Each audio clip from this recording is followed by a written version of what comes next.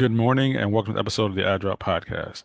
We continue our preview of the Big South Conference in baseball and softball. Today we are joined by the head coach of USC Upstate, Kane Sweeney, and junior infielder Jake Armsey.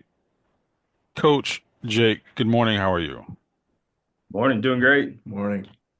Coach, when you look at how the game has changed, how have you kind of alter your coaching style to kind of mesh with the changing times?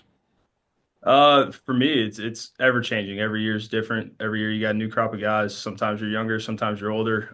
The last few years we've been really old. This year we're really young. So, for me, it's just trying to get to know who these guys are, what they need from me, what they need from our staff to be able to play their best baseball. And the fall for us is a big learning time, and it's more us learning about our players than probably the players really learning about us. I think there's a collective effort there, but ultimately you're just trying to adjust to play the best style of baseball for your group. I don't think we have one mold. I think we're ever changing and always flexible. I think Jake can tell you every fall is different and every year is different. Just having conversations with our guys, trying to put them in the best position to succeed.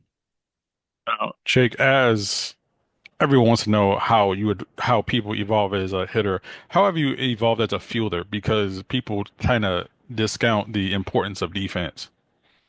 Well, definitely when I first stepped on the field at Upstate, I was not the fielder that I am today. The game is so different compared to high school ball.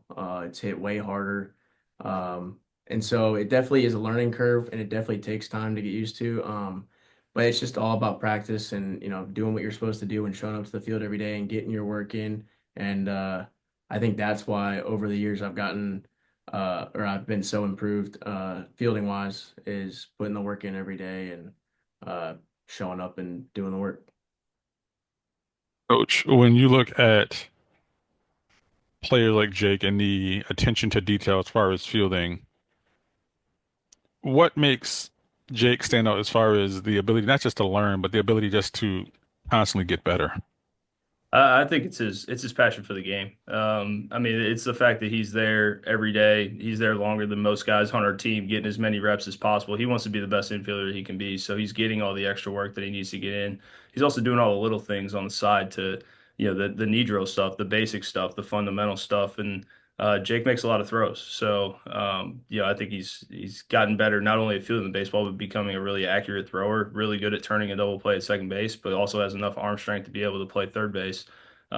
Jake is probably, and I don't say this lightly, Jake is probably the most improved player that I've been around since I've gotten into coaching.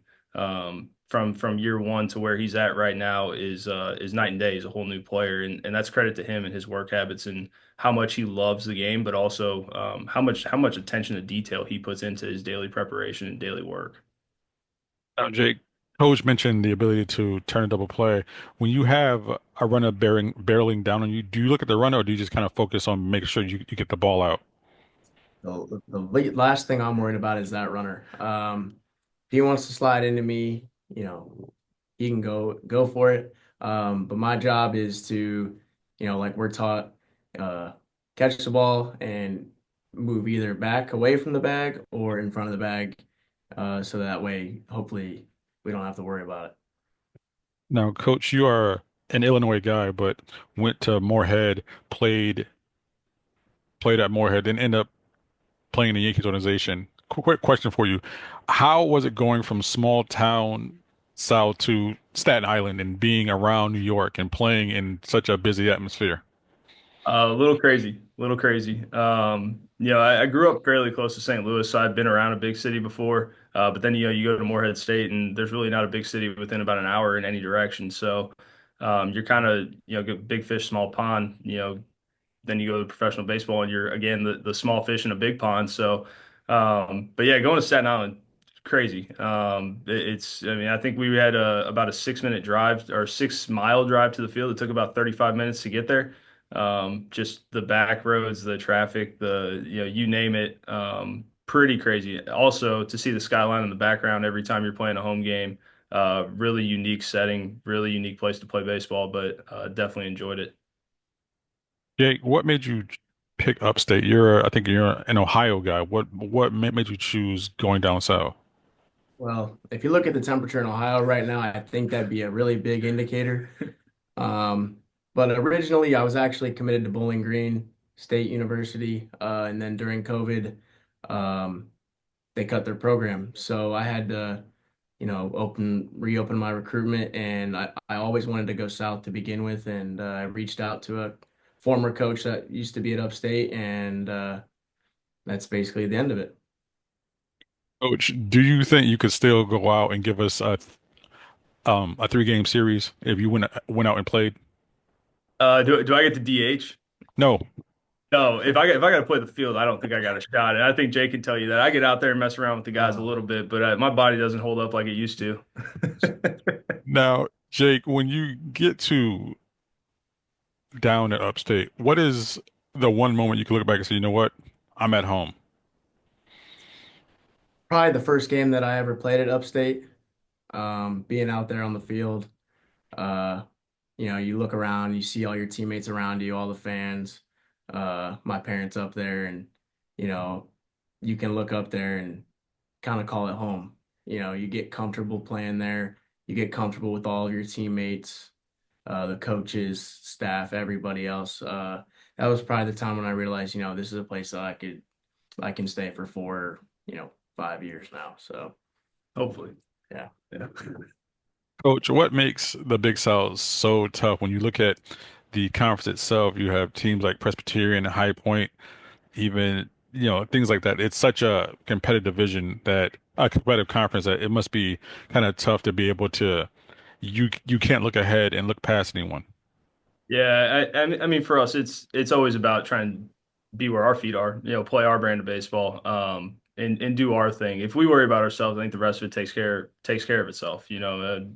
Just trying to be the best that we can be every single day to help prepare us for every game down the season. But definitely a good league. I mean, you can look top to bottom. I think every year is ever changing. You can see a lot of teams that may have finished the previous year, in the six, seven, eight, nine, whatever may end up being one, two, three the following year. And I think credit to the coaches in this league. I think the coaches have done a good job of developing guys and recruiting guys and getting good players in.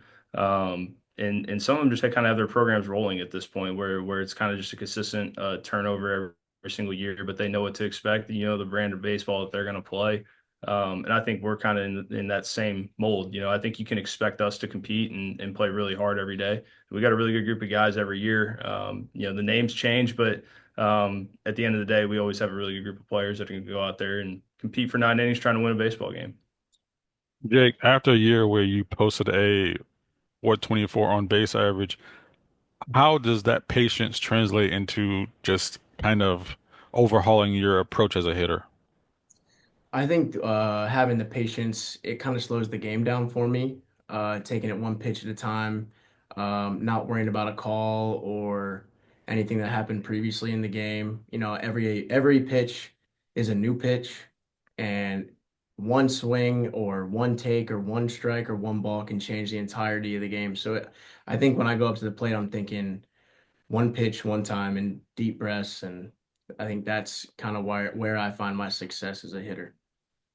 Coach, you welcome 27 new players upcoming into the season. How is that being able to not just bring in so many players, but trying to implement them into the team culture? Yeah, and I mean, I think that's why a guy like Jake is so important, a guy that's been here and had success, and a guy that everybody else kind of looks up to. So it's important to have people that have been here, done that to kind of set the tone for the year. We have high standards and expectations. Every guy in our program knows that. We show up in the fall. It's what we talk about in our first meeting. These are the standards and expectations of the program. And I think our guys buy into that. I think the unique thing for us is that one, we do a lot of junior college recruiting, but we also recruit nationally and to get a lot of different backgrounds, a lot of different cultures, and a lot of guys that have learned baseball in different lights. Trying to mesh them all into one, you got to get to know your teammates. You got to get to know where they came from, what they've done, what they've experienced in the past. And having a group of guys that are all kind of unique backgrounds, you got to get to meet your teammates. You got to get to know who they are, and then you got to get them to buy into the culture and beliefs that you have. And I think we do a good job of that. And I think we've done that year after year. I think that's why you see us maintaining a level of success every year is that we have so many guys that are bought into what we're trying to accomplish every year. Jake's one of those guys. Jake's been a guy that has led us from the start of the fall. I mean, you look at the first day of practice and he's the one getting guys to understand like this is how we go about our work. This is what we do on a daily basis. And he's not doing it in a demanding way. He's doing it in like this is what the expectations are. Let's meet them so we can continue to excel as a program. Jake, what's the one food from back home that you miss? The one, what? Excuse me? The one food, the one thing on your plate that you wish you could have right now.